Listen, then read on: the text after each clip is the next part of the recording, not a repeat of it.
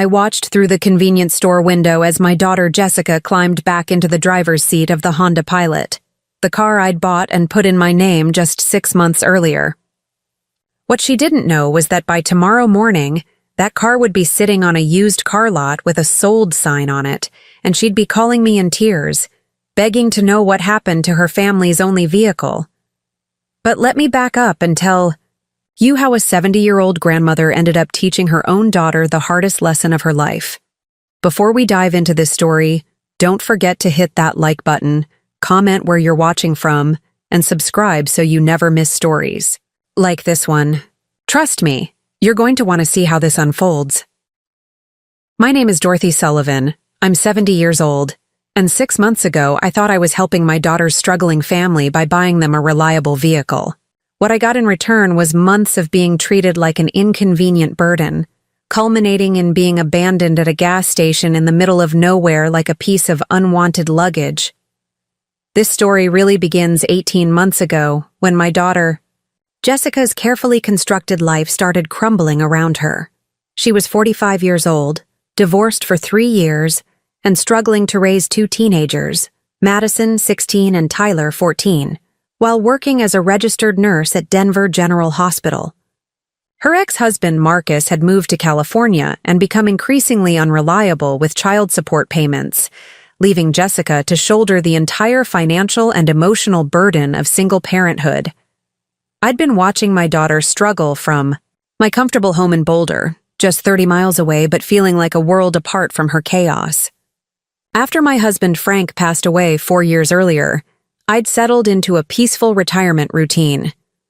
35 years of teaching high school English had earned me a decent pension, and Frank's life insurance policy, combined with our paid-off house and modest savings, meant I was financially secure enough to enjoy my golden years without stress.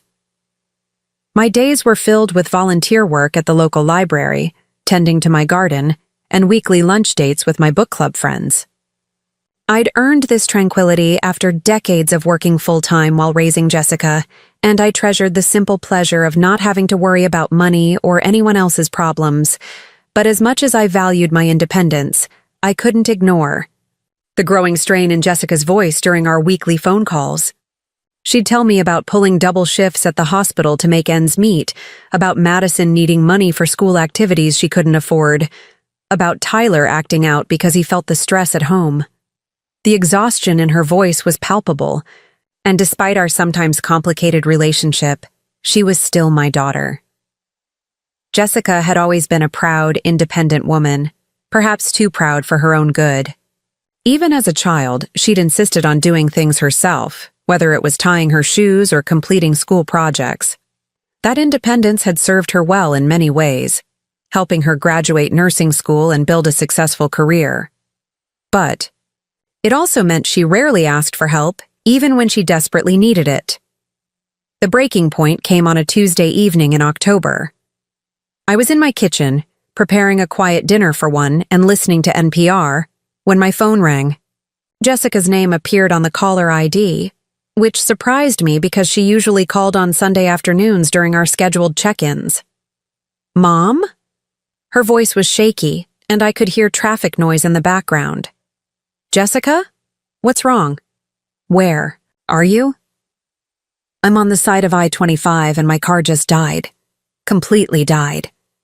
There was this horrible grinding noise, and then smoke started pouring out from under the hood, and now it won't start at all. My heart sank. Jessica's 2009 Toyota Camry had been giving her problems for months. She'd mentioned strange noises and warning lights, but every time I suggested she take it to a mechanic, she'd brush off my concerns, saying she couldn't afford unnecessary repairs. "Are you safe? Is traffic moving around you okay?" "Yeah, I'm pulled over on the shoulder, and I called DAWALA. But Mom, I think this is it. I think the car is finally done for good." I could hear her trying not to cry, and it broke my heart. Jessica had bought that Camry used 7 years earlier, and it had been a reliable workhorse through her divorce and the challenging years of single parenthood. Losing it wasn't just an inconvenience. It was potentially catastrophic for a single mother who lived 20 miles from her workplace and had 2 teenagers with busy schedules. "What did the 8AA driver say when he looked at it?" I asked. He said, "It looks like the engine seized. He thinks the whole motor is destroyed. Mom, I don't know what I'm going to do. I can't afford another car payment right now. And without a car, I can't get to work. And the kids have school, and Madison has soccer practice, and Tyler has chess club, and—" Her voice broke, and I could hear her sobbing quietly. In that moment, all the careful boundaries I'd maintained around my retirement funds and my own financial security seemed less important than my daughter's crisis. "Jessica, breathe. We're going to figure this out." "How?" "I've been looking at my budget for months, trying to see if I could squeeze in a car payment, and there's just no room. Between the mortgage and Madison's braces and Tyler's tutoring and everything else, I'm already stretched beyond my limit." I thought about my own financial situation.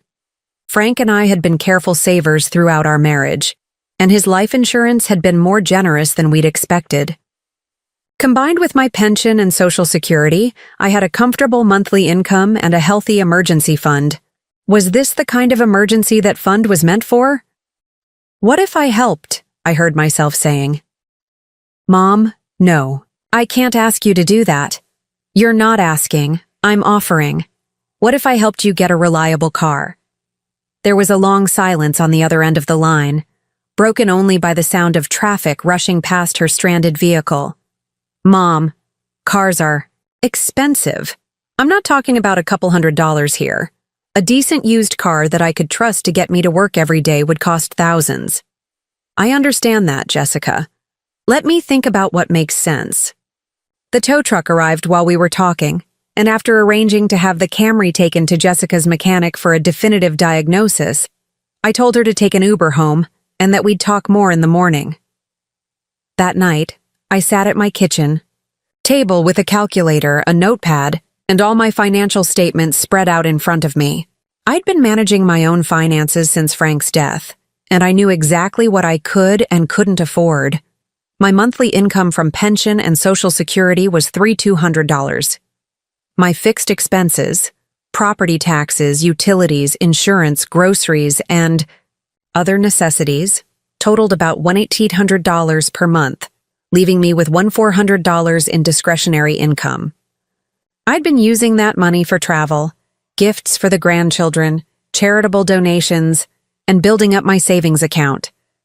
I had $47,000 in my emergency fund, money that Frank and I had carefully accumulated over the years for exactly this kind of unexpected crisis. The question was, did my daughter's transportation emergency qualify as my emergency? The next morning, the mechanic confirmed what the 8AA driver had suspected. The Camry's engine was completely destroyed, likely due to a long-developing oil leak that had finally caused catastrophic damage. The repair estimate was $6,800, far more than the car was worth. When I called Jessica with the news, she was surprisingly calm. "I figured as much," she said. "I've been expecting this for months. I just kept hoping the car would last long enough for me to save up for its replacement." "Jessica, I've been thinking about our conversation last night. I want to help you get a reliable car." "Mom, I appreciate the thought, but let me finish. I want to buy you a car. A good, reliable car that you won't have to worry about for years." The silence on the other end stretched so long that I wondered if the call had dropped. "Mom, that's incredibly generous, but I can't accept that kind of help. Cars cost tens of thousands of dollars. I know exactly what they cost. And I also know that you need reliable transportation to support your family. Let me do this for you." "What about your retirement? Your savings? I can't let you spend your nest egg on solving my problems." I'd been prepared for this objection. "Jessica, what good is having savings if I can't help my family when they really need it? Your father worked hard so that we'd be secure in retirement, but he also would have wanted me to take care of you and the grandchildren when you were struggling." It took 3 more phone calls over 2 days, but eventually Jessica agreed to let me help. She insisted on setting up a repayment plan, even though I told her it wasn't necessary. "Mom, if you're going to spend this kind of money on me, then I need to know I'm going to pay you back. I won't feel right about it otherwise." "Fine," I agreed, though I secretly had no intention of holding her to any formal repayment schedule. "We'll work out something that fits your budget." The following Saturday, Jessica and I spent the entire day visiting dealerships in the Denver area. I'd done my homework, researching reliable used vehicles that would meet her family's needs without being too expensive. We were looking for something in the $25,000 to $30,000 range. Not new, but reliable and safe, with enough room for 2 teenagers and all their activities.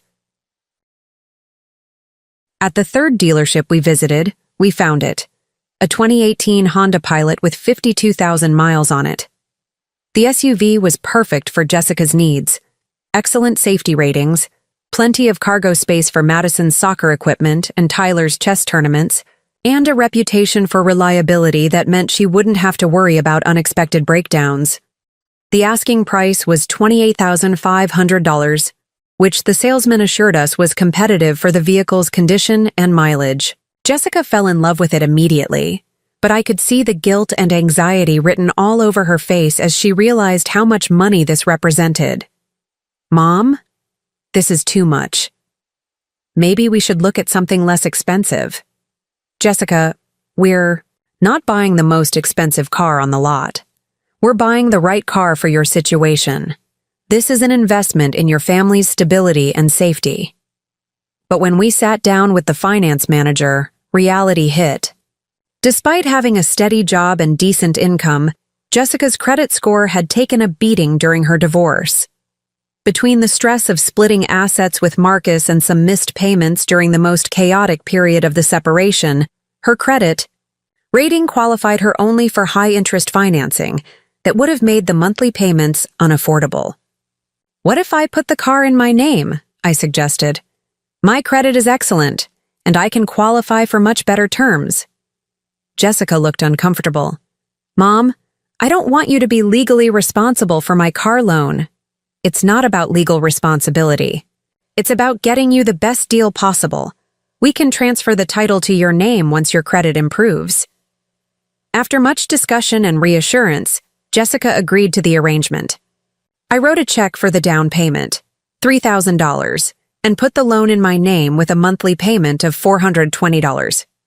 I also arranged to add the vehicle to my insurance policy, which would actually save Jessica money compared to her current coverage. When we drove off the lot that afternoon with Jessica behind the wheel of her new Honda Pilot, I felt a deep satisfaction that I hadn't experienced since Frank's death. After 4 years of living primarily for myself, it felt wonderful to do something meaningful for my daughter and grandchildren. "Mom, I can't thank you enough for this," Jessica said as we sat in the parking lot of a nearby restaurant, celebrating our successful car shopping with lunch. "You've literally saved our lives." "Family takes care of family," I told her. "That's what your father always said." "I promise I'll start making payments to you as soon as possible. Maybe not the full $420 right away, but I can probably manage $200 or $250 a month to start." "Don't worry about that right now. Just focus on getting back on your feet." For the first few months, the arrangement worked beautifully. Jessica was getting to work reliably, which eliminated the stress and expense of constantly worrying about whether her car would start each morning. Madison and Tyler were happier because they could count on transportation to their various activities. And I felt good about using my resources to make a real difference in my family's life. Jessica called me every Sunday afternoon, as had been our tradition for years, but now our conversations were warmer and more grateful. She'd tell me about her week, update me on the kids' activities, and always mention how much she appreciated having reliable transportation. "Mom, you have no idea what a relief it is to not worry about my car," she said during one of our calls. "I can actually focus on my patients at work instead of wondering if I'll be able to drive home at the end of my shift." The kids seemed more relaxed, too. Madison's soccer performance improved now that she wasn't stressed about whether she'd be able to get to practices and games. Tyler started participating in additional chess tournaments because transportation was no longer a limiting factor. For about 3 months, I felt like I'd made one of the best decisions of my retirement years. But somewhere around the 4-month mark, I started noticing subtle changes in Jessica's behavior and attitude that made me uncomfortable. The first thing I noticed was that our weekly phone calls became shorter and less personal. Instead of the warm, chatty conversations we'd been having, Jessica started treating our calls more like obligation check-ins. She'd give me quick updates about work and the kids, thank me briefly for the car, and then find reasons to end the conversation quickly. "I should go, Mom. Madison needs help with her chemistry homework," or "Tyler's asking me to drive him to his friend's house," or "I have laundry to finish before tomorrow." When I suggested getting together for dinner or family activities, Jessica often said they were too busy or had other plans. This was particularly hurtful because we'd always made an effort to see each other regularly, and I'd been looking forward to spending more time with the grandchildren now that transportation wasn't a constant source of stress. But the most troubling change was in how Jessica talked about the car. What had started as Mom's car that I'm borrowing gradually became my car in her conversations. She began making decisions about the vehicle without consulting me, despite the fact that my name was on the title and I was making every payment. The first incident happened when she decided to have the oil changed at a different service center than the dealership had recommended, choosing a quick lube place that offered a cheaper price but potentially lower quality service. "Jessica, Honda recommends specific oil types and service intervals," I mentioned when she told me about it. "Don't you think we should follow their guidelines to protect the warranty?" "Mom, it's just an oil change. These quick lube places are fine, and it saves money. But I'm paying for the maintenance.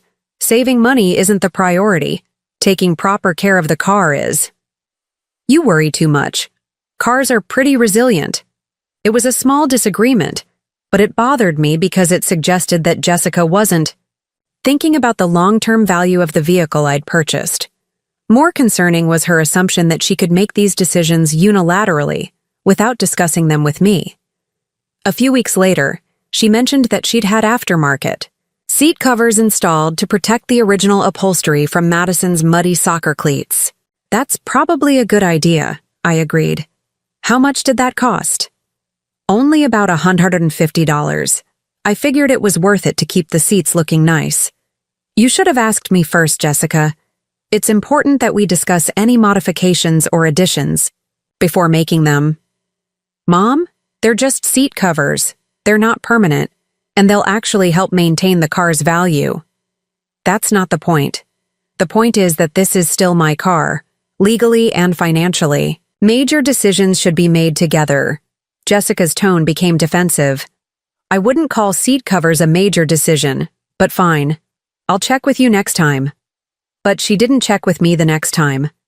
A month later, I discovered that she'd had a small dent in the rear bumper repaired at a body shop, again without mentioning it to me until after the fact.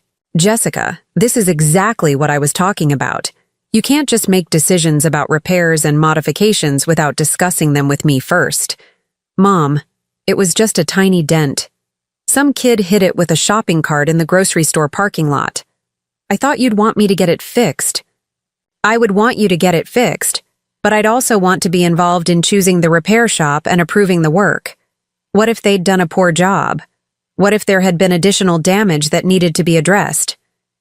"You're overthinking. The repair came out fine." "That's not the point." But I could tell that Jessica didn't understand what the point was. In her mind, she was taking good care of her car and making reasonable decisions about its maintenance and appearance. She couldn't see that from my perspective. She was making unilateral choices about an expensive asset that belonged to me and that I was paying for. The situation came to a head when I gently brought up the subject of her taking over the car payments. As we'd originally discussed, it was during one of our Sunday phone calls, about 5 months after we'd bought the car. Jessica was telling me about Madison's upcoming soccer tournament and how grateful she was to have reliable transportation for all the travel involved. Speaking of the car, I said, I've been thinking it might be time to talk about transitioning. The payments to you. Your credit should have improved by now, and it would probably make sense to get the loan in your name. There was a pause that felt longer than it should have. Mom, you know my financial situation hasn't really changed. Between Madison's braces and Tyler's tutoring and all the regular expenses, I'm still living paycheck to paycheck. I understand that money is tight, but Jessica, the car payment is $420 a month, plus insurance. That's a significant expense for me to carry indefinitely. Well, you offered to help. I didn't force you to buy the car. The dismissive tone in her voice caught me completely off guard. It was as if she'd forgotten that this had been an emergency situation, that I'd stepped in to help when she was desperate and had no other options. Jessica, I offered to help because you were in crisis, but the plan was always for this to be temporary until you could take over the payments yourself. Mom, I never agreed to any specific timeline, and honestly, you can afford this a lot better than I can. You're retired, you don't have kids to support, and you have savings. This is much easier for you than it would be for me. I felt like I'd been slapped. The idea that supporting her family financially was easy for me, or that I should be expected to do it indefinitely because I'd been responsible with my money, was so fundamentally unfair that I didn't know how to respond. Jessica, that's not how this works. I helped you in an emergency, but I'm not your personal bank account. I'm not treating you like a bank account, but you offered to help, and now you're acting like I'm taking advantage of you. Aren't you? Another long pause. Mom, I think you're being unfair. I never asked you to buy me a car. You insisted on helping, and now you're making me feel guilty about accepting that help. That night, I lay in bed replaying our conversation and trying to understand how we'd gotten to this point. I genuinely wanted to help my daughter through a difficult situation, but somehow my generosity had been reframed as an obligation. Jessica seemed to believe that because I could afford to help, I should be willing to help indefinitely, without any expectation of gratitude or reciprocity. But what bothered me most was the realization that Jessica had never intended to take over the car payments. When we'd discussed repayment during the initial purchase, she'd been agreeing to something she had no intention of following through on. She'd let me believe we were creating a temporary arrangement when she'd actually been accepting a permanent gift. I started paying closer attention to Jessica's behavior and comments, and a troubling pattern emerged. She'd begun talking about the Honda Pilot as unquestionably hers, making plans for road trips and family vacations that assumed she'd have access to the vehicle indefinitely. When Madison asked about borrowing the car for a friend's Sweet 16 party, Jessica had said yes without even mentioning it to me. Most concerning was how Jessica talked about me to her friends and coworkers. I discovered this accidentally when I answered her phone during one of my visits, because she was in the bathroom and it wouldn't stop ringing. "Oh, hi, Mrs. Sullivan," said the voice on the other end. "This is Karen from Jessica's work. I was just calling to see if she wanted to switch shifts next weekend. She's not available right now, but I'll have her call you back." "No problem. And hey, Jessica is so lucky to have a mom who's willing to help out with the car situation. My mother would never be able to do something like that for me." The comment stuck with me because of how it was phrased. Not "Jessica is grateful for her mother's help," or "what a generous thing for you to do," but "Jessica is lucky that I was willing to help," as if my assistance was something she'd won in a lottery rather than a sacrifice I was making for her benefit. When I mentioned the call to Jessica, she brushed it off. "Mom, I don't control what other people say about our family situation. But Jessica, how do you talk about our arrangement when you're at work?" "I don't really discuss our personal business with my coworkers, but obviously you've told them that I bought you a car." "Well, yes, it's not a secret. but I don't sit around talking about our family finances. I suspected there was more to the story, but I didn't want to press the issue and create more conflict between us.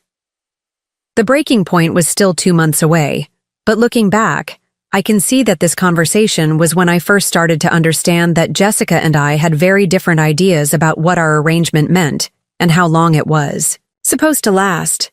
I'd thought I was helping my daughter through a temporary crisis. She'd apparently thought I was solving her transportation problems permanently. And somewhere in that gap between our expectations, our relationship was starting to fracture in ways that would lead to one of the most shocking betrayals I'd ever experienced. But I was still trying to be understanding, still making excuses for her behavior, still believing that we could work through our differences like the loving family I thought we were. I had no idea how wrong I was. The months that followed my conversation with Jessica about taking over the car payments were like watching a slow-motion train wreck. What had started as subtle shifts in attitude became increasingly obvious patterns of disrespect and entitlement. I kept telling myself that Jessica was just stressed, that single parenthood was overwhelming, that she didn't really mean to be so dismissive of my sacrifices. But deep down, I was beginning to understand that something fundamental had changed in how my daughter viewed me and our relationship. The transformation became most apparent during the Christmas holidays. For the past 4 years since Frank's death, Jessica and the kids had always come to my house in Boulder for Christmas Eve dinner. It was a tradition I treasured, cooking Frank's favorite ham recipe, setting the table with my grandmother's china, watching Madison and Tyler open presents by the fireplace where their grandfather used to tell them stories. But in December, just 7 months after I'd bought the Honda Pilot, Jessica called to tell me there had been a change of plans. "Mom, we're going to do Christmas a little differently this year," she said during our Sunday phone call, her tone casual as if she was discussing the weather. "What do you mean differently?" "Well, Madison has been invited to spend Christmas Eve with her boyfriend's family. You know, Derek, the boy she's been dating from her soccer team. And Tyler wants to have some friends over for a gaming marathon. So I thought we'd just do a quiet Christmas at home this year." I sat in my living room, looking at the Christmas decorations I'd already put up, the stockings I'd hung with their names embroidered on them, the gifts I'd been carefully selecting and wrapping for weeks. What about our Christmas Eve dinner? What about our family tradition? "Mom, the kids are getting older. They have their own interests and social lives now. We can't expect them to want to do the same things forever." "But Jessica, this is Christmas. This is family time. We'll see you sometime during the holidays, I promise. Maybe we can do lunch on the weekend after Christmas or something like that." Something like that. Our cherished family tradition had been reduced to something like that. What if I came to your house instead? I could bring the ham and we could— "Mom, honestly, this year is just really complicated with the kids' schedules. Let's just keep things low-key and plan something for after the holidays." I hung up feeling like I'd been punched in the stomach. For 4 years, Christmas Eve dinner had been the highlight of my holiday season. It was the one tradition that made the house feel less empty without Frank. The one event that reminded me I was still an important part of my family's life. But apparently, I wasn't important enough for Jessica to maintain that tradition when it conflicted with her teenager's social plans. 2 days later, I saw photos on Facebook that made the situation even more painful. Jessica had posted pictures of Christmas Eve at their house.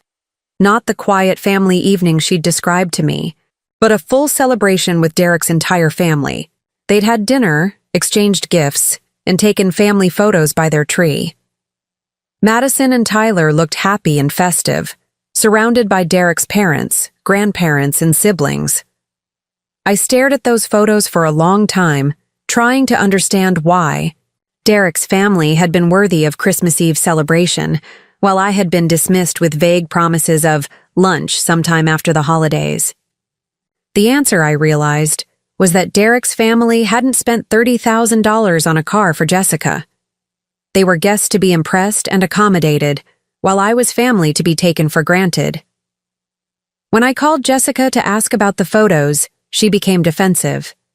"Mom, Derek's family invited us to join their celebration. It would have been rude to say no.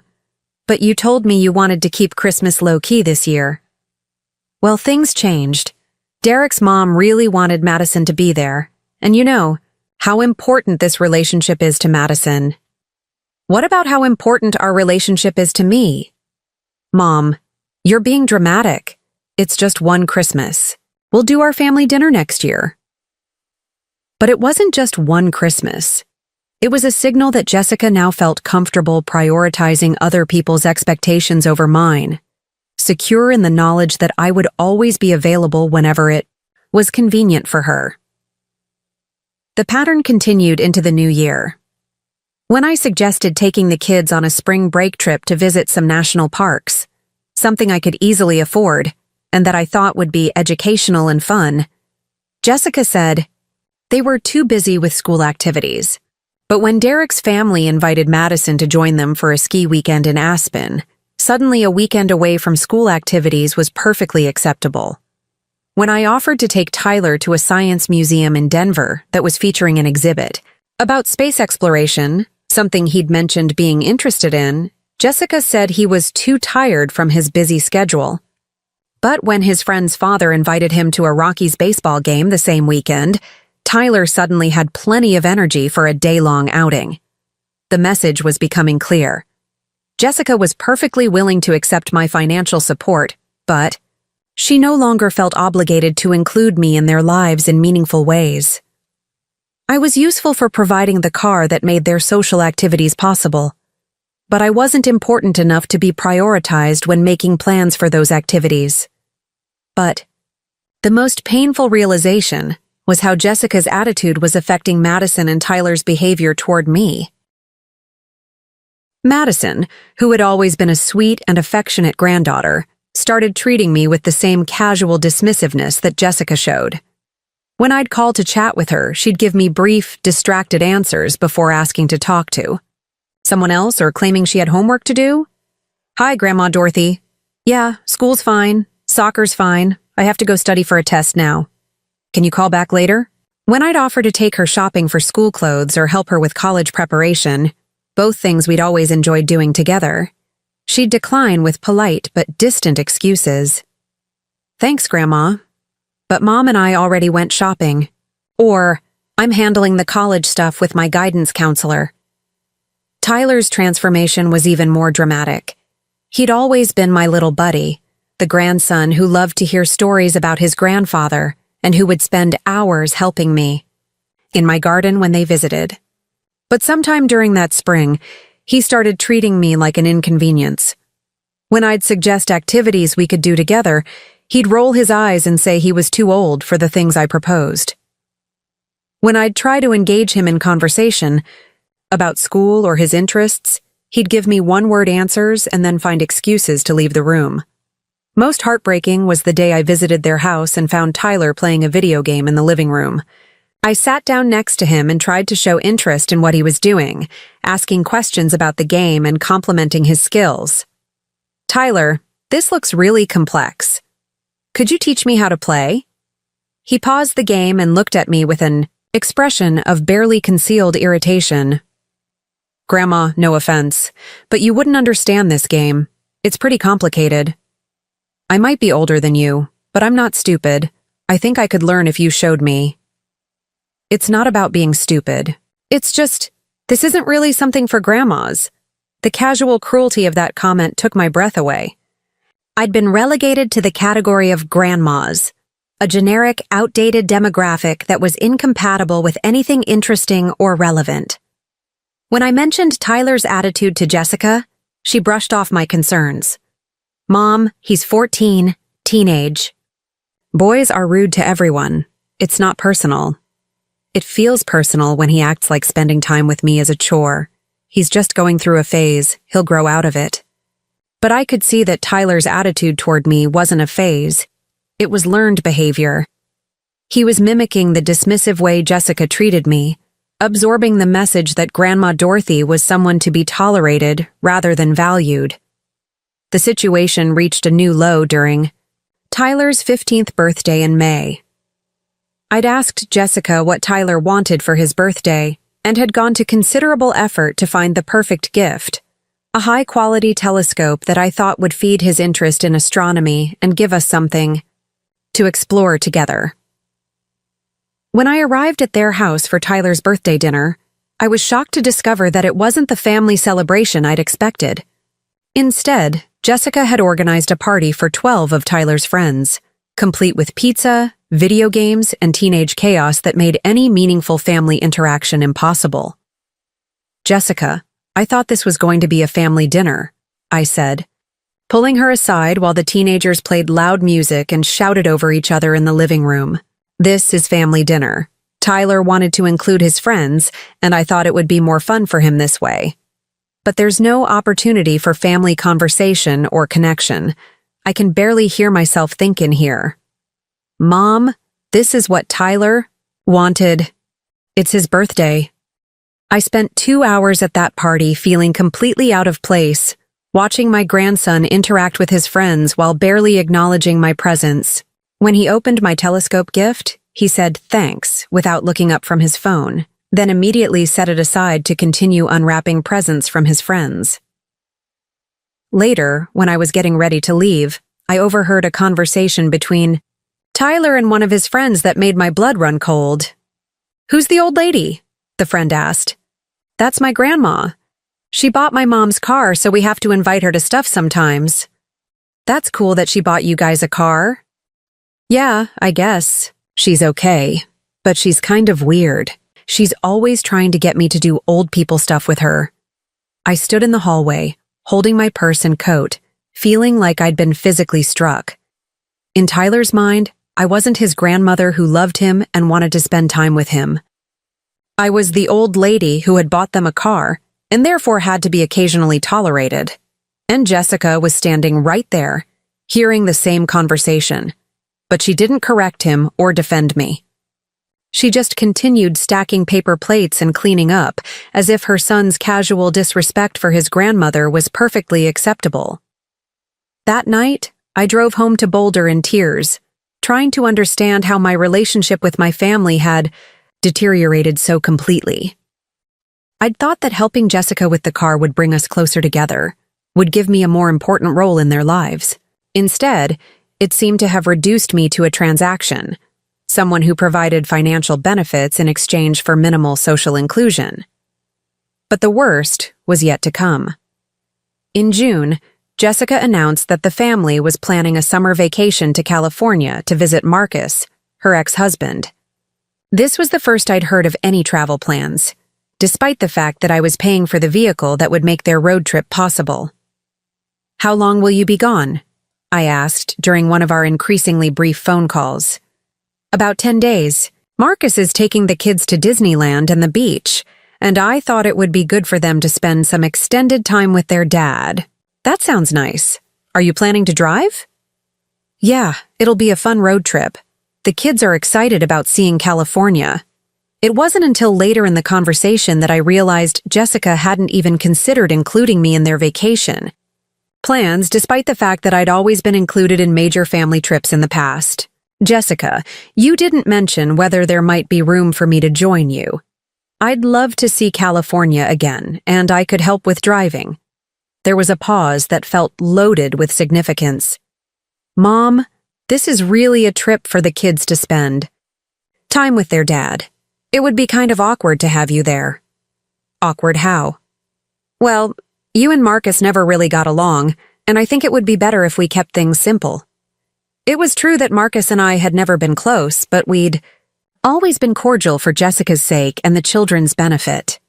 The idea that my presence would be awkward felt like a convenient excuse rather than a legitimate concern. What if I just came for part of the trip? I could fly out and meet you there or drive separately. "Mom, honestly, this is just something we want to do as our immediate family. I hope you understand." Our immediate family. The phrase hit me like a slap. Apparently, I was no longer considered part of Jessica's immediate family, despite being the person who'd made their family road trip financially possible. "Jessica, I'm the one paying for the car you'll be driving to California." What does that have to do with vacation plans? It just seems like if I'm supporting the vehicle that's making your trip possible, I might be included in discussions about how that vehicle is being used. Mom, you're making this weird. The car payment has nothing to do with our family vacation. But that was exactly the problem. In Jessica's mind, my financial contributions existed in a separate category from our family relationships. She felt entitled to my money without feeling obligated to include me in the experiences that money made possible. 2 weeks later, I watched through my living room window as Jessica loaded the Honda Pilot with suitcases, beach toys, and road trip snacks. Madison and Tyler were excited and energetic, looking forward to their California adventure. Jessica was smiling and relaxed, anticipating 10 days of vacation from her regular responsibilities. And I was standing in my house alone, watching them drive away in the car I'd bought, heading off on the vacation I'd made possible but wasn't invited to join. That's when I started seriously questioning whether my relationship with Jessica was based on love and mutual respect, or whether I'd accidentally created a dynamic where I was valued primarily for my financial contributions rather than my role as mother and grandmother. The answer became crystal clear 6 weeks later, during the incident that would change everything between us forever.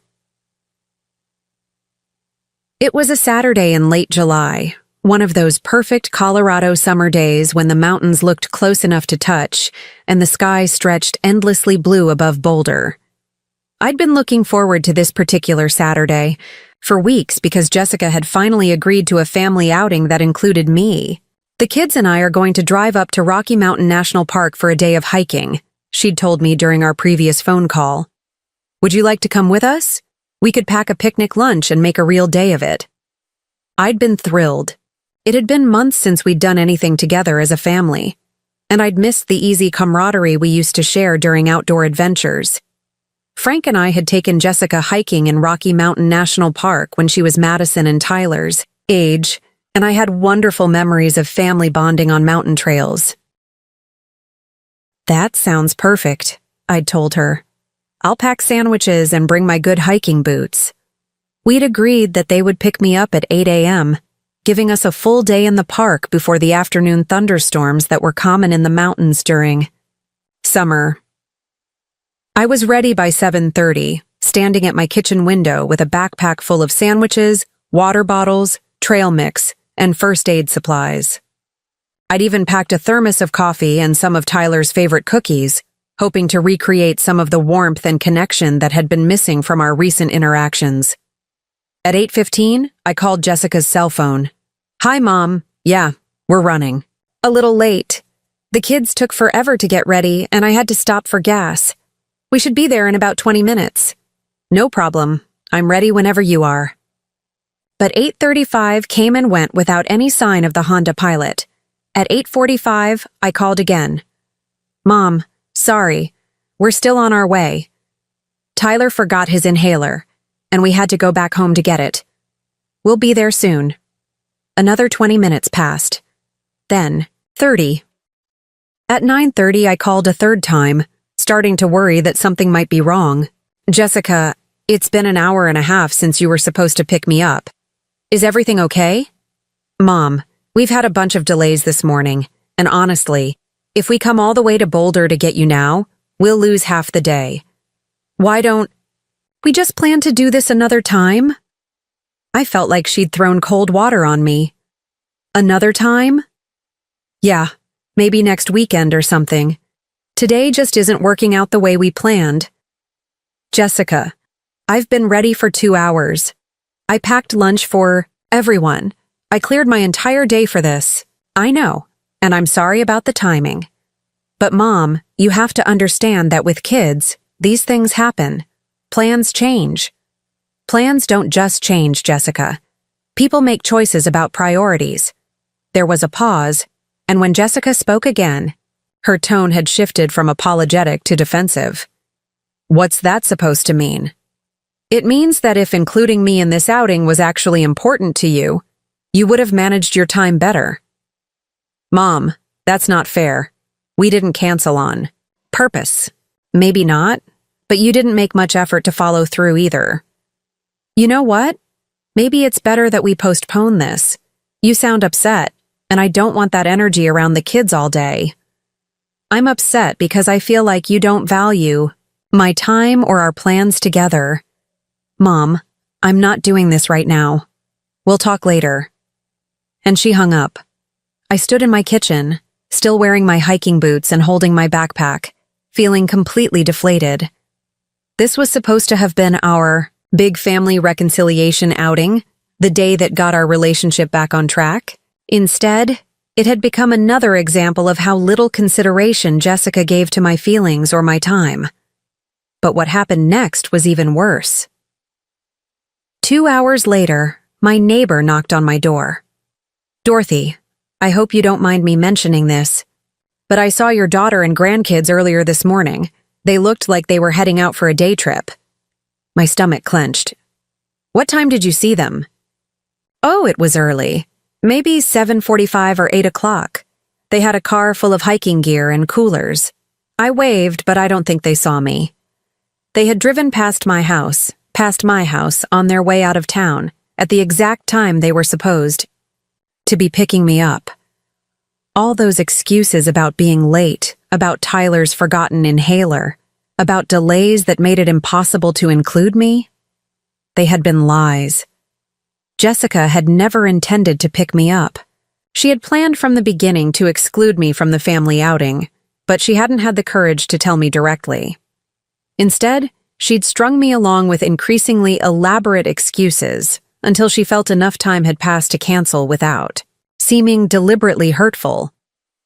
That afternoon, while I sat alone in my house trying to process what had happened, Jessica posted photos on Facebook from their day at Rocky Mountain National Park. Pictures of Madison and Tyler smiling on mountain trails, scenic views from hiking overlooks, and a family selfie with the caption, "Perfect day for family adventures."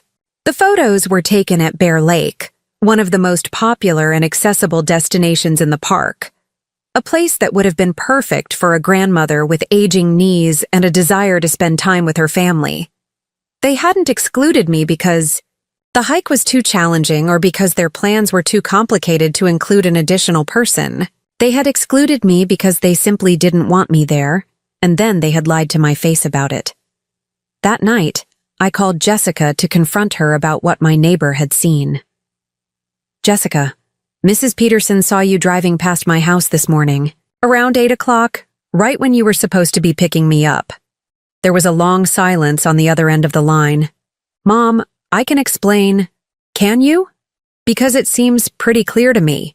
You never intended to include me today. You made up a story about being late so you could cancel without admitting that you didn't want me to come. It's not that simple. Then explain it to me. Another pause. Mom, the truth is that the kids said they wanted it to be just us today. They felt like having you there would change the dynamic. Change the dynamic how? They wanted to be able to talk freely and just be themselves without worrying about, No, I don't know. Worrying about what? About whether you'd approve of their conversations or their behavior. They felt like they'd have to be on their best behavior if Grandma was along. The words stung worse than if she'd slapped me. My grandchildren viewed me as such a judgmental presence that they couldn't relax and be themselves around me. And instead of correcting that perception or helping them understand that I loved them unconditionally, Jessica had chosen to exclude me to make them more comfortable. Jessica, when did I become the kind of grandmother that children need to hide from? You're not. It's just, you have expectations, Mom. Standards. And sometimes that can feel pressure-filled for teenagers. What kind of expectations? What standards? Well, like when Tyler uses slang that you don't understand, you ask him to repeat himself in proper English. Or when Madison talks about boys, you make comments about appropriate behavior. The kids feel like they're being evaluated all the time. I thought about the conversations Jessica was describing, trying to remember when I'd been critical or judgmental. Yes, I sometimes asked for clarification when the kids used slang I didn't. recognize, but that was because I wanted to understand them better, not because I disapproved. And yes, I occasionally offered gentle guidance about relationships and behavior, but that was what grandparents did. Shared wisdom and perspective gained through experience. "I'm trying to be a good grandmother," I said quietly. "I'm trying to be involved in their lives and share what I've learned." "I know you are, Mom, but sometimes your idea of being a good grandmother feels like criticism to them. So instead of helping them understand that I love them and want what's best for them, you decided to exclude me entirely?" I decided to give them a day where they could just be kids without feeling like they were being watched and judged by their grandmother who bought them the car they were riding in. "Mom, why do you keep bringing up the car? This has nothing to do with the car." "Doesn't it, Jessica? Because it seems to me like you're perfectly happy to accept my financial support while excluding me from the experiences that support makes possible. That's not fair. Neither is lying to me about your plans and then posting pictures of your family adventure on social media for everyone to see." Jessica was quiet for a long moment. When she spoke again, her voice had a hardness I'd never heard before. "Mom, maybe we need to have an honest conversation about boundaries. I appreciate everything you've done to help us, but I can't have you holding the car over our heads every time you don't like a decision I make as a parent. I'm not holding anything over your head. I'm asking to be treated with basic respect and consideration. And I'm asking you to respect my decisions about what's best for my children. Even when those decisions involve lying to me and deliberately excluding me? Even then." The finality in her voice told me everything I needed to know. This wasn't a misunderstanding that could be cleared up with better communication. This wasn't a temporary rough patch that would smooth out over time. This was Jessica establishing the terms of our relationship going forward. I could continue to provide financial support, but I would no longer be included in family decisions or activities unless it was convenient for her. I would be tolerated when my presence was useful and excluded when it wasn't, and I was expected to accept this arrangement without complaint. That conversation happened on a Sunday evening in July.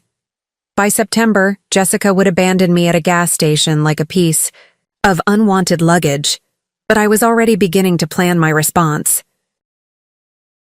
That conversation happened on a Sunday evening in July. By September, Jessica would abandon me at a gas station like a piece of unwanted luggage, but I was already beginning to plan my response. The weeks following our confrontation about the hiking trip were marked by an uncomfortable tension that neither Jessica nor I seemed willing to address directly. Our weekly phone calls became even more stilted and brief, filled with polite inquiries about work and weather that carefully avoided any mention of family activities or future plans. Jessica had made her position clear. She would accept my financial support while reserving the right to exclude me from family life whenever my presence felt inconvenient.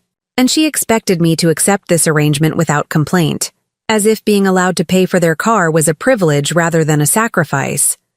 But what Jessica didn't understand was that our confrontation had been a turning point for me as, well, for the first time since I'd bought the Honda Pilot, I was beginning to see our relationship with clear eyes rather than through the lens of maternal love and hope.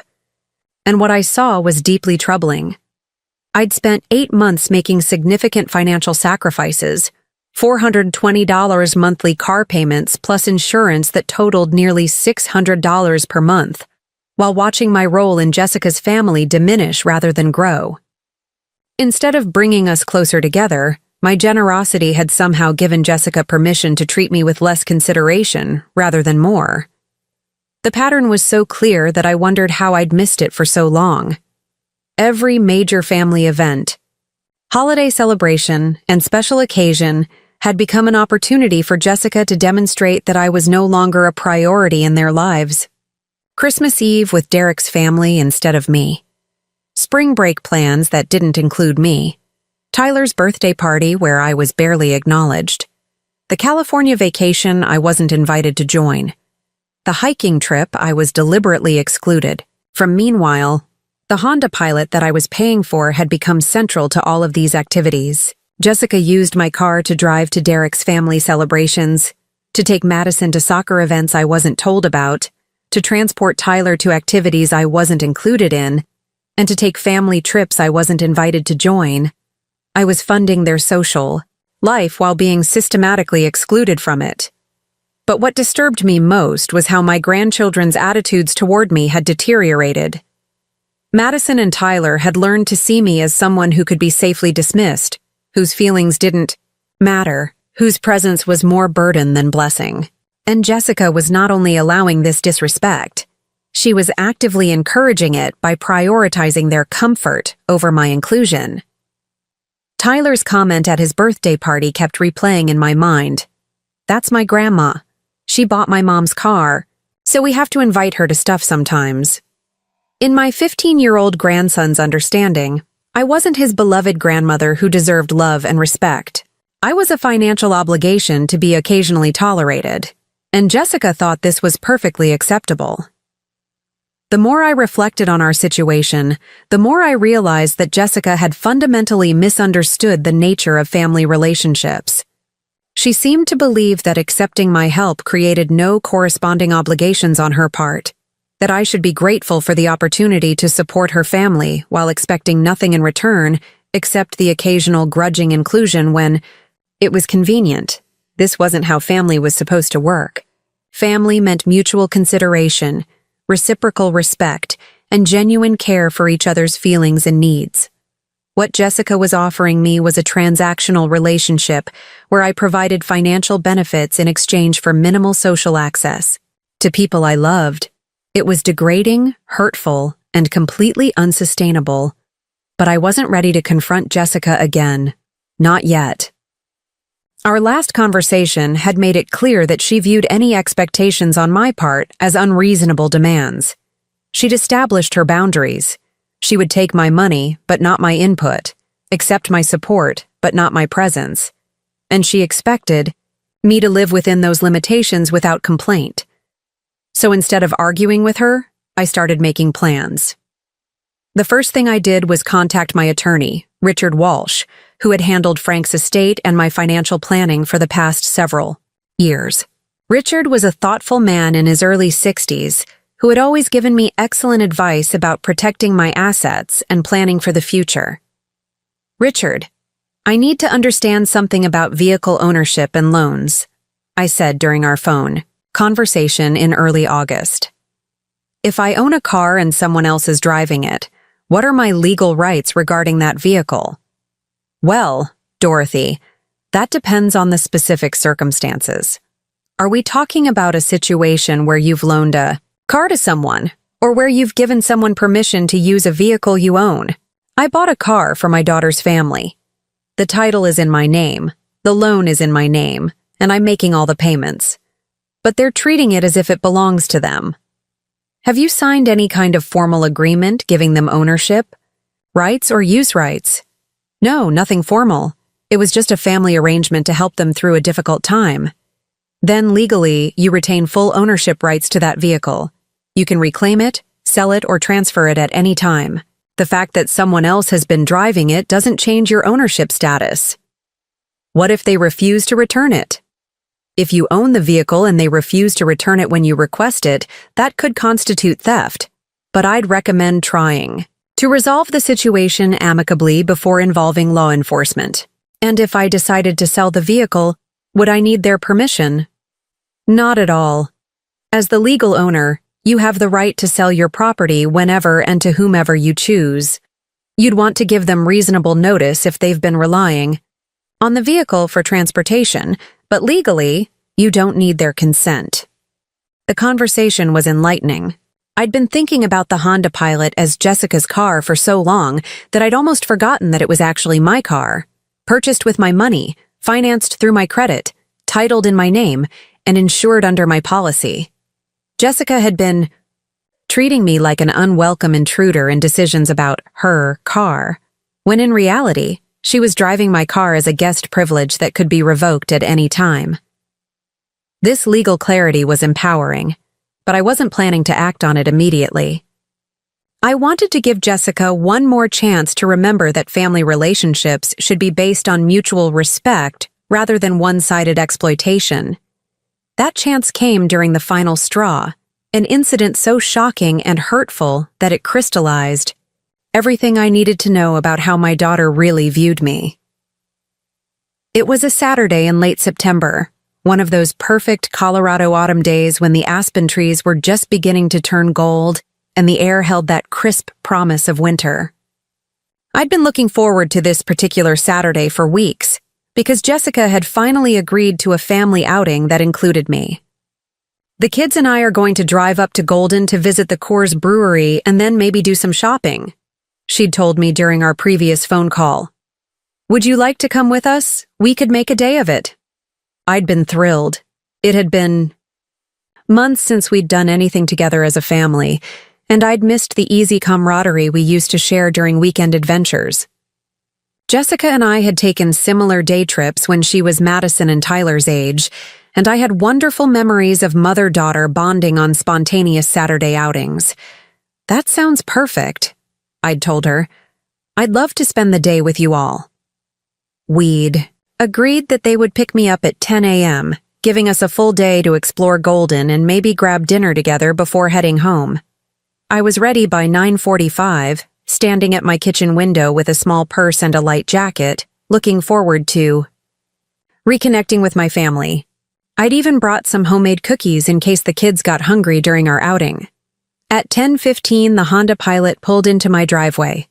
Madison was in the front passenger seat, Tyler was in the back, and Jessica was driving. Everyone seemed relaxed and cheerful as I climbed into the back seat next to Tyler. "Hi, Grandma Dorothy," Madison said, turning around to smile at me. "Thanks for coming with us today." "Thanks for including me, sweetheart. I've missed spending time with you." Tyler even put away his phone long enough to ask about my week and tell me about his recent chess tournament performance. For the first time in months, I felt like I was part of a normal family outing, rather than an unwelcome obligation. We drove toward Golden, chatting about school, work, and weekend plans. The conversation was easy and natural, reminding me of the close family relationships I'd been missing for so long. Maybe Jessica had finally realized that excluding me from family life was hurting our relationship and was ready to make a genuine effort to include me more consistently. About halfway to Golden, Jessica pulled into a gas station. "I need to fill up," she announced, pulling up to one of the pumps. "And I think we could all use a bathroom break before we get to the brewery." "Good idea," I agreed. I could definitely use the restroom. Jessica turned off the engine and everyone got out of the car. "Tyler, you come help me with the gas," she said. "Madison, you can pick out some snacks for the road. Mom, there's a restroom inside if you need it." I was grateful for the chance to use the facilities. The gas station was busy with Saturday afternoon travelers, and there was a short line for the women's restroom, so I had to wait a few minutes before it became available. When I finished in Lauersa, the restroom, I took a moment to browse the convenience store, looking at the snack options and stretching my legs after sitting in the car. I picked out a bottle of water and some trail mix, thinking it would be nice to contribute something to our family snack collection.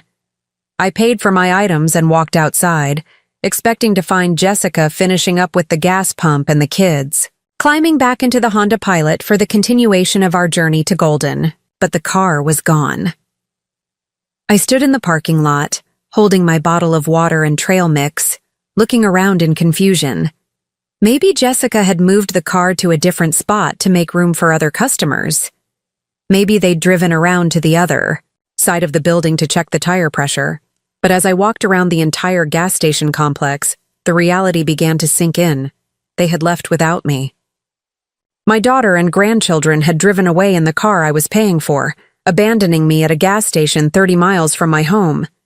At first, I assumed it was a mistake. Maybe they'd thought I was already in the car when they left. Maybe Tyler had been talking and distracting Jessica, causing her to forget that I'd gone inside. Maybe they'd realized their error and come back within a few minutes. I stood near the entrance to the convenience store, watching every Honda Pilot that drove past. waiting for Jessica to return with an apologetic explanation about the misunderstanding. But 15 minutes passed, then 30, then 45. Cars came and went. Travelers filled their tanks and continued their journeys, and I remained stranded in the parking lot of a gas station with no way to get home. That's when I called Jessica's cell phone. "Mom?"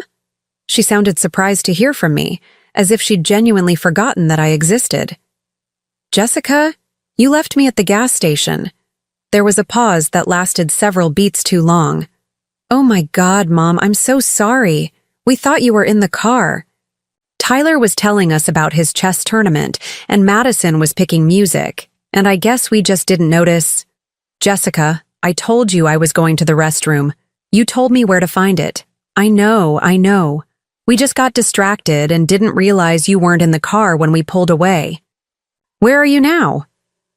"We're almost to Golden, but don't worry, I'll turn around and come get you right now. Just wait there, and I'll be back in about 40 minutes. 40 minutes. She was nearly at our destination, 30 miles from where she'd left me, which meant she'd been driving for at least 30 minutes without noticing that her mother was missing from the car. "Jessica, how do you drive for 30 minutes without noticing that one of your passengers isn't in the car?" "Mom, I'm really sorry. The kids were talking, and I was focused on driving, and I just didn't think to check that everyone was buckled in. I've been standing in this parking lot for almost an hour." "I know, and I feel terrible about it. But I'm turning around right now to come get you." 50 minutes, Jessica. You've been gone for 50 minutes, and it never occurred to you to wonder where I was. "Mom, accidents happen." "I said I was sorry, and I'm coming to get you. There's no need to make this into a bigger deal than it is. No need to make this into a bigger deal than it is." I'd been abandoned at a gas station for nearly an hour by people who were so accustomed to my irrelevance that they could drive halfway to their destination without noticing my absence, and Jessica thought I was overreacting by being upset about it. "Jessica, this wasn't an accident." "What do you mean?" "I mean that you don't accidentally forget a person in a car. You forget a purse or a phone or a jacket. You don't forget a human being who's been part of your group all day." "Mom, it really was an accident. We were distracted, and you were distracted because I don't matter enough to you to keep track of.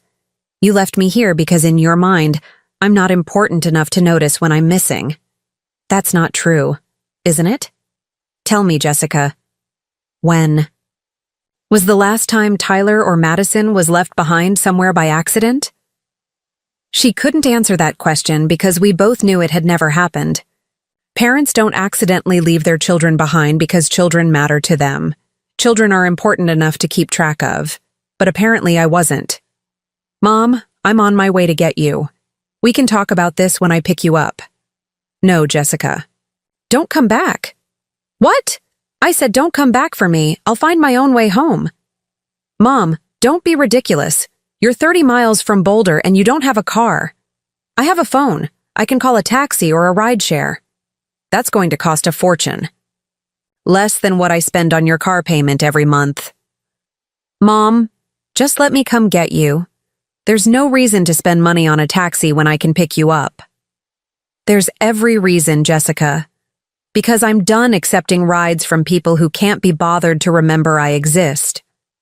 "Mom, you're being dramatic." "Am I?" "Jessica, you left your 70-year-old mother at a gas station for almost an hour and drove halfway to your destination without noticing.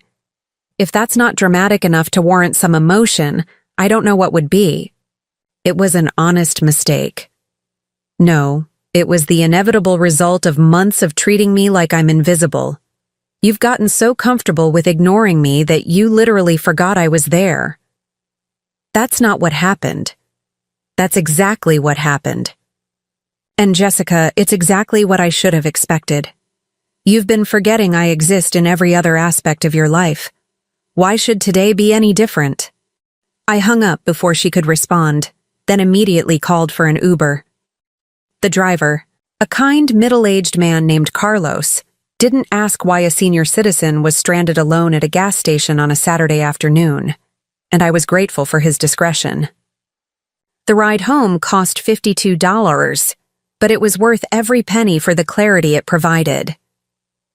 As Carlos drove me through the familiar Colorado landscape toward Boulder, I had 45 minutes to process what had just happened and what it meant for my relationship with Jessica's family. They had left me behind. Not metaphorically, not emotionally, but literally. They had driven away and left me standing in a parking lot like a piece of forgotten luggage. And when Jessica realized what had happened, her first instinct hadn't been horror or genuine remorse. Her first instinct had been to minimize the situation, to frame it as a simple mistake that I was overreacting to. But leaving someone at a gas station isn't a simple mistake. It's a sign that the person being left behind doesn't matter enough to be kept track of. It's evidence that their presence or absence doesn't register as significant, and that's exactly how Jessica had been treating me for months. Like someone whose presence was so unimportant that it could be easily overlooked. As Carlos pulled into my driveway and I handed him a cash tip, I realized that this incident had clarified something I'd been reluctant to acknowledge. My relationship with Jessica's family had become toxic and unsustainable. I was funding their lifestyle while being treated as an inconvenience. I was making their activities possible while being excluded from participating in them. I was giving them the gift of financial security while receiving the message that I was a burden they had to occasionally tolerate. And now they'd literally left me behind. That evening, as I sat in my living room thinking about everything that had led to this moment, I made a decision that Jessica would never see coming. I was done being taken for granted. I was done accepting crumbs of attention while providing substantial financial support. I was done enabling Jessica's entitled attitude by continuing to fund a lifestyle that didn't include me. Most importantly, I was done teaching my grandchildren that this was how family members treated each other. It was time for Jessica to learn what it felt like to need something from someone who didn't need anything from her. The next morning, I called Richard Walsh, my attorney, and made an appointment to see him first thing Monday morning. "Richard, I need to sell a car," I said when he answered the phone. "The Honda Pilot we discussed a few weeks ago?" "Yes, I want it sold as quickly as possible, and I want the transaction to be completely legal and documented. Dorothy, have you discussed this with your daughter? Selling a vehicle that someone else has been relying on for transportation is a significant step." "Richard, they left me at a gas station yesterday and drove 30 miles without noticing I was missing. I think they've made their position on family consideration quite clear." There was a pause while Richard processed what I'd told him. "I see. Well, as we discussed before, you have every legal right to sell a vehicle that you own. But I want to make sure you've thought through all the implications of this action. I've been thinking about it for months. Yesterday just confirmed what I already knew. This relationship is one-sided and unsustainable. All right, let me make some calls and find out what the current market value is for your vehicle. I can also recommend some dealerships that specialize in quick sales if you want to move forward rapidly. I want to move forward immediately. How quickly can this be done? If you're willing to accept a fair market price rather than trying to maximize the sale value, probably within 48 hours. Maybe sooner if the dealership has interested buyers. Do it. Dorothy, once this car is sold, your daughter's family is going to be in a very difficult position. Are you prepared for the consequences of that? I thought about Madison missing soccer practices, Tyler unable to get to chess tournaments, Jessica struggling to get to work at the hospital. I thought about them having to take public transportation or expensive ride shares to get around Denver. I thought about the stress and inconvenience that losing their primary vehicle would create. Then I thought about being excluded from Christmas dinner, being uninvited to family outings, being lied to about hiking trips, being deemed too distracting, 4 soccer tournaments, and being literally forgotten at a gas station. Richard, I'm prepared for them to experience some of the consequences of their choices. Fair enough. I'll get started on this right away. Monday morning, I met Richard at the car dealership he'd recommended. a reputable used car lot that specialized in quick sales for customers who needed to liquidate vehicles rapidly. The sales manager, a professional woman named Karen, had already appraised the Honda Pilot based on Richard's description and was prepared to make an immediate offer. Mrs. Sullivan, based on the vehicle's age, mileage, and condition, we can offer you $2,450 for immediate purchase. The car will be off your hands and out of your name by this afternoon. It was less than I'd paid for the car 14 months earlier, but it was fair market value, and more importantly, it was final. No more monthly payments, no more insurance. Costs. No more being taken for granted by people who used my generosity to fund their social activities while excluding me from those activities. I'll take it, I said. Richard handled all the paperwork while I turned over the keys, the title, and the spare remote that I'd kept in my house for emergencies. By 2 p.m. Monday afternoon, the Honda Pilot was no longer my responsibility. But Jessica didn't know that yet. I drove home in the rental car that Richard had arranged for me, a temporary solution while I decided whether to buy another vehicle, or simply use ride-sharing services for my transportation needs, and spent the afternoon preparing for the conversation I knew was coming. Jessica had called twice Sunday evening, both times going to voicemail because I hadn't been ready to speak with her yet. She'd left apologetic messages about the gas station incident, promising it would never happen again and asking me to call her back. But I hadn't called her back because I wasn't interested in more empty apologies or meaningless promises. I was interested in consequences. At 4:30 Monday afternoon, my phone rang with Jessica's number. "Mom, thank God you're answering. I've been so worried about you. Are you okay?" "I'm fine, Jessica. I feel so terrible about what happened Saturday. I've been beating myself up all weekend about leaving you at that gas station. I can't believe we were so careless." "It's fine, Jessica. Really." "No, it's not fine. It was inexcusable, and I want to make it up to you. What if we planned a nice family dinner this weekend? Somewhere special, just the four of us, to show you how much we appreciate everything you do for us." The irony was breathtaking. Now that Jessica was feeling guilty, she was suddenly ready to include me in family activities and express appreciation for my contributions. It was exactly the pattern I'd come to expect. Jessica would treat me poorly until she needed something from me, at which point she'd become temporarily attentive and grateful. "That's not necessary, Jessica." "Yes, it is." "Mom, I know things have been tense between us lately, but I want you to know that you're important to us. You're family, and family doesn't leave family behind." "Jessica, where's the car right now?" "What do you mean? I mean, where is the Honda Pilot right now?" "It's in our driveway." "Why?" "You might want to go check on that." There was a pause. "Mom, what are you talking about?" "Jessica, go outside and look in your driveway, then call me back." "Mom, you're scaring me. What's going on?" "Just go look, Jessica." I hung up and waited. It took 12 minutes for her to call back, and when she did, her voice was shaking. "Mom, the car is gone. The Honda Pilot is gone. Did you have it repossessed?" "I sold it." "You what?" "I sold it. This afternoon. To a dealership in Boulder." "You can't do that. That's our car." "No, Jessica. It was my car. My name on the title, my name on the loan, my monthly payments. And I sold it." "But we need that car. I have to get to work. The kids have school. Madison has soccer practice.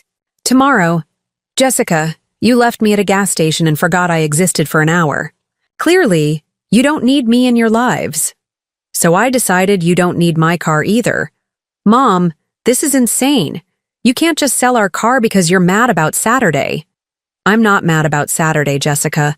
I'm done with the entire relationship dynamic that made Saturday possible." "What does that mean?" "It means I'm done funding a lifestyle that doesn't include me.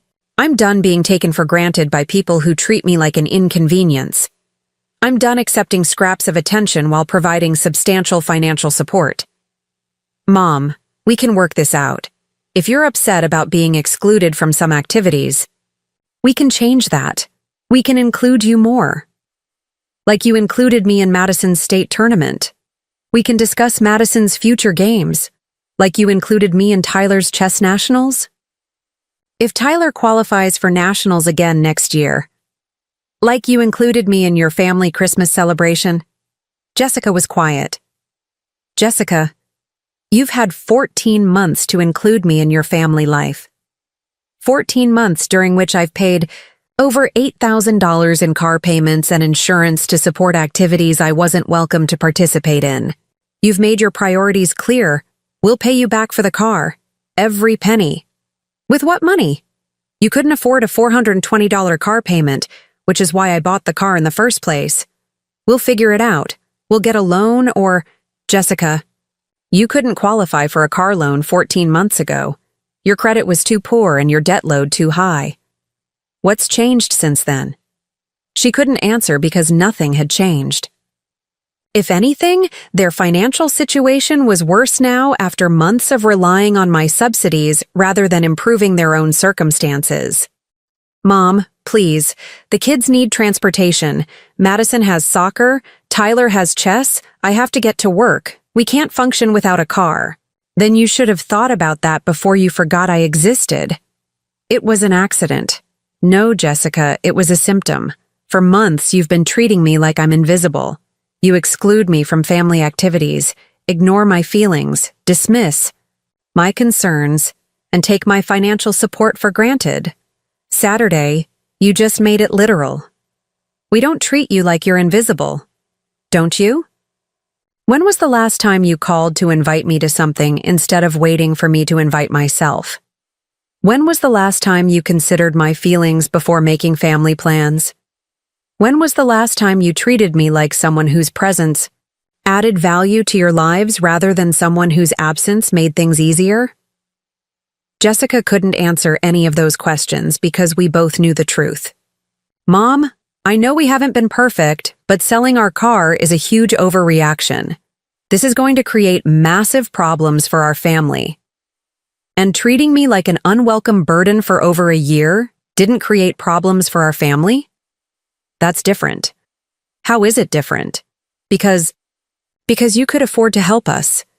Losing the car is going to hurt the kids. And being excluded from the kids' lives hurt me. But that didn't stop you from doing it. Mom, we never meant to hurt you. Intent doesn't matter, Jessica. Impact matters. And the impact of your choices has been to make me feel unwanted and unvalued in my own family. So you're punishing us? I'm setting boundaries. I'm refusing to continue funding my own mistreatment. What if we promise to include you more? What if we commit to treating you better? Jessica, this isn't about promises anymore. This is about patterns. And the pattern has been very clear. You treat me poorly until you need something from me, then you promise to do better.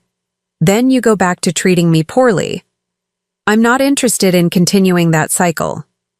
What can we do to prove we've changed? Nothing. Because anything you do now will be motivated by wanting access to my money, rather than by genuine care for me as a person. That's not true. Prove it. Show me that you value me without asking for anything financial in return. How? Figure it out, Jessica, but don't expect me to fund the process. So what happens now? Do we just not have a relationship anymore?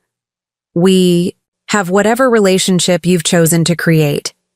You've shown me clearly and repeatedly that you don't value my presence, my feelings, or my contributions to this family.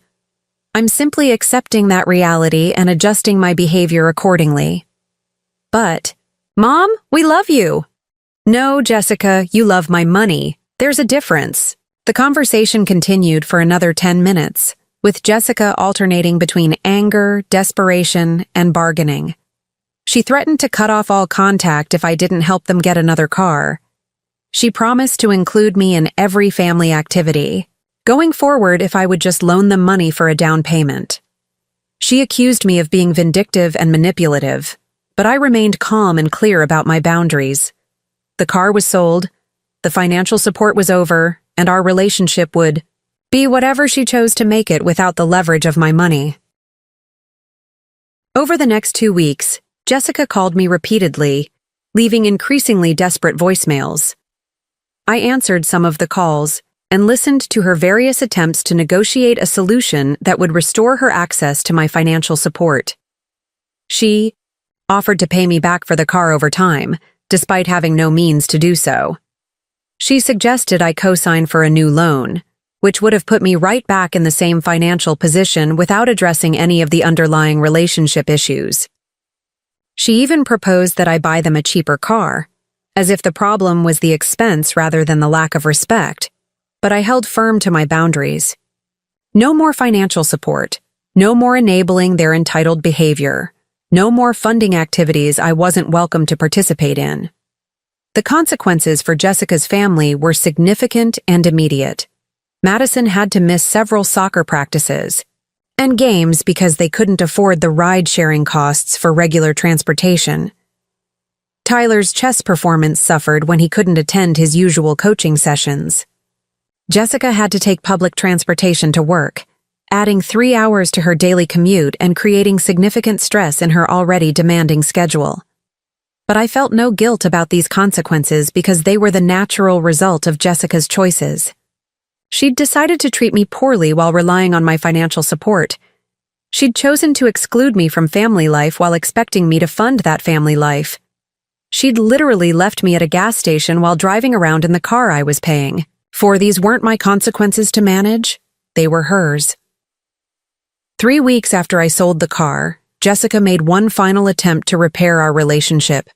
She appeared at my door on a Sunday afternoon, looking exhausted and defeated. "Mom, can we talk?" I invited her in, made tea, and listened as she offered what sounded like a genuine apology for how she'd treated me over the past year. "I've had a lot of time to think about our relationship while I've been riding the bus to work," she said with a rueful smile, "and I realized that I took you for granted in ways that must have been really hurtful. Go on. I excluded you from family activities because it was easier for me, not because it was better for the kids. I made excuses for not including you because I was selfish, not because I was protecting anyone. And I left you at that gas station because I'd gotten so used to not thinking about your needs that I literally forgot you existed." It was the most honest acknowledgement of her behavior that I'd heard from Jessica in over a year. I also realized that selling the car was the logical response to how I was treating you. You were paying for our transportation and getting nothing but disrespect in return. I would have done the same thing. Would you? I hope I would have had the self-respect to stop enabling someone who was treating me that poorly. We talked for 2 hours that afternoon, and for the first time in months, it felt like a real conversation between mother and daughter, rather than a negotiation between a creditor and a debtor. Jessica didn't ask me for money. She didn't suggest that I help, then buy another car. She didn't make any demands or try to manipulate me into resuming financial support. Instead, she told me about the steps they were taking to solve their transportation problems themselves.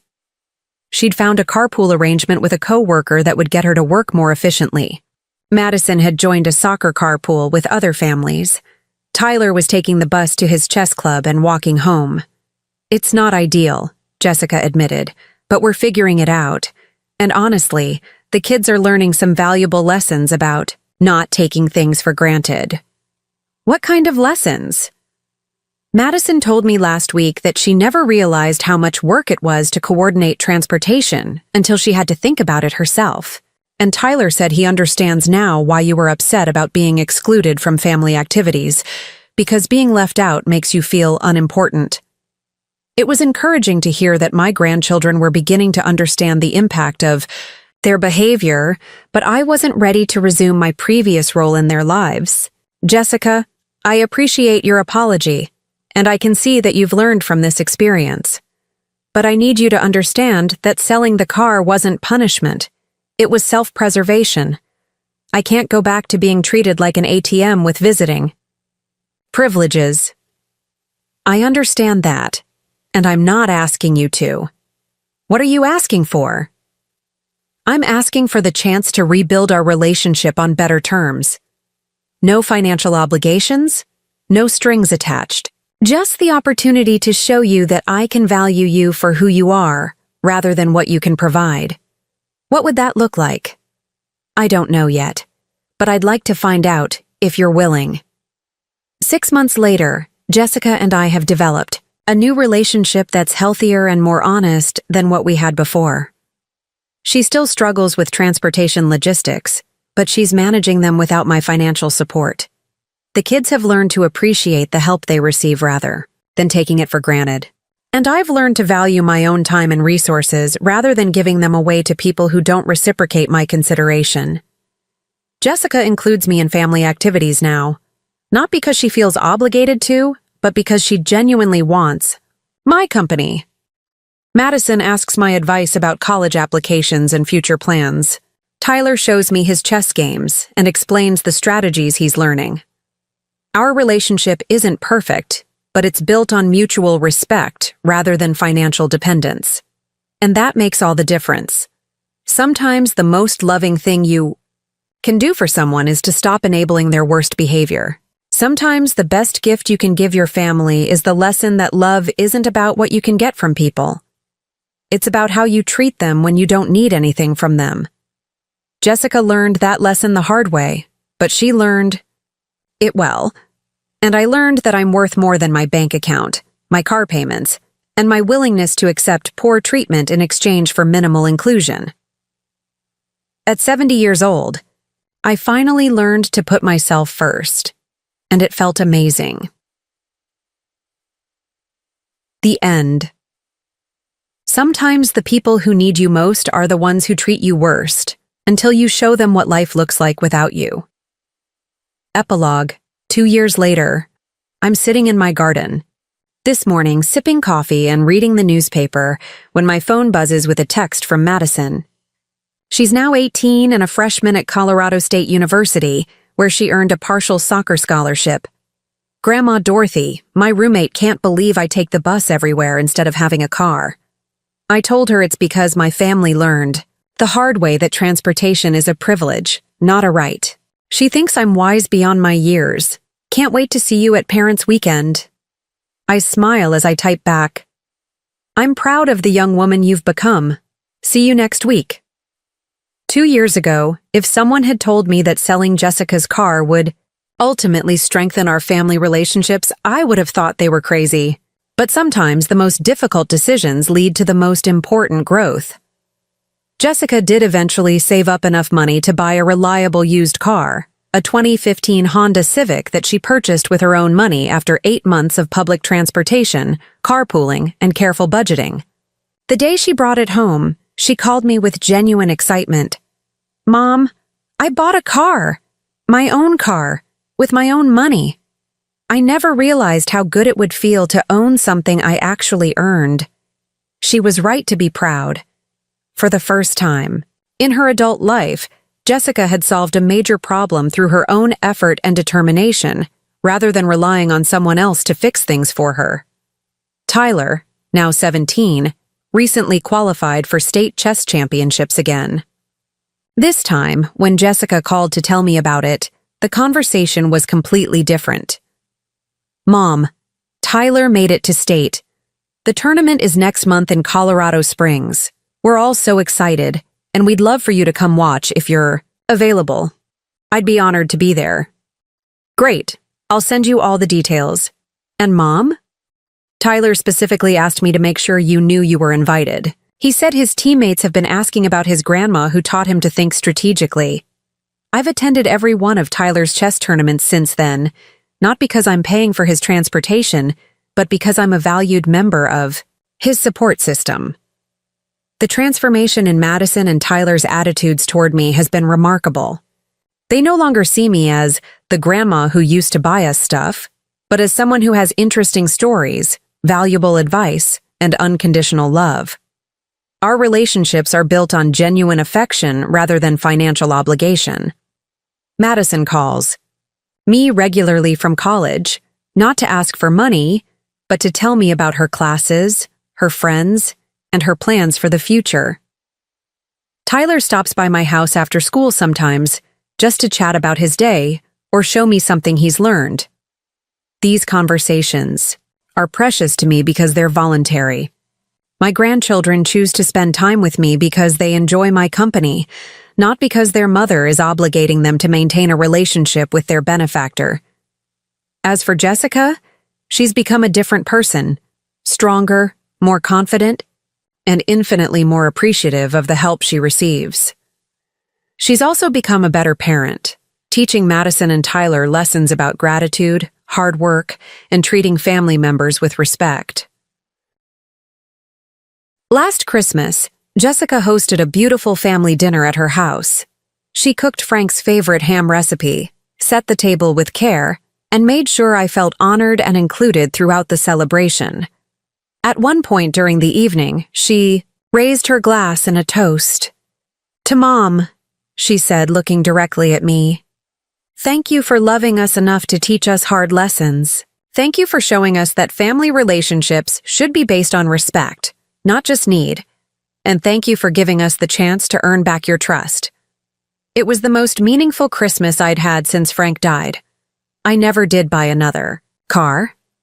I discovered that ride-sharing services and public transportation meet my needs perfectly well, and I enjoy not having the financial responsibility of vehicle ownership.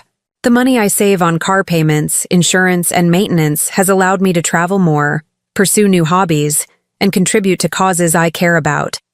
But most importantly, I learned to value my own worth independently of what I could provide for others. At 72 years old, I'm more confident and self-assured than I've ever been. I have wonderful friendships, fulfilling volunteer work, and a family that finally treats me with the love and respect I deserve. Sometimes people ask me if I regret selling the car, if I think I overreacted to that day at the gas station. My answer is always the same. I regret that it took me so long to stand up for myself. Being left at that gas station was the best thing that ever happened to our family. It forced us all to confront the truth about our relationships and make the choice to build something better. Jessica learned that love isn't about what you can get from people, but about how you treat them when you don't need anything from them.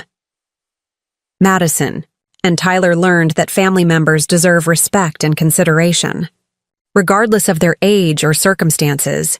And I learned that the most loving thing you can sometimes do is stop enabling people's worst behavior and start requiring their best. Our family is smaller now. I no longer have relationships with relatives who proved they were only interested in what I could provide, rather than who I am as a person. But our family is also stronger, more honest, and built on a foundation of mutual respect rather than financial dependence. If you're reading this story and recognizing yourself in my situation, if you're giving more than you're receiving, funding, more than you're valued, or accepting poor treatment because you're afraid of losing people you love, I want you to know something. You deserve better. You deserve to be valued for who you are, not what you provide. You deserve relationships built on mutual respect and genuine affection. You deserve family members who include you because they want you there, not because they feel obligated to tolerate your presence. And if the people in your life can't offer you those things, then maybe it's time to stop offering them the privilege of your generosity. Sometimes the most powerful thing you can do is walk away from people who don't appreciate what they have until it's gone. Sometimes the greatest gift you can give someone is the chance to miss you. And sometimes the best way to save a relationship is to be willing to lose it. Take it from a 72-year-old grandmother who finally learned to put herself first. It's never too late to start requiring the respect you deserve. What would you have done in my situation? Let me know in the comments below, and don't forget to subscribe for more stories about standing up for yourself and setting boundaries with difficult family members. Trust me, you won't want to miss what's coming next.